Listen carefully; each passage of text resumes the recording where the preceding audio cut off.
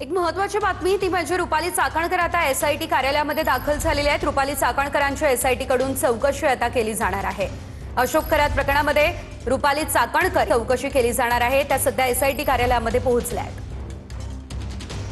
तर या संदर्भात अधिकचे अपडेट आमचे प्रतिनिधी पवन येवले यांच्याकडून घेऊयात। पवन, आपण पाहतोय आता एसआयटी चौकशी अगदी काही वेळातच रुपाली चाकणकर यांची केली जाणार आहे। काय अपडेट या संदर्भात?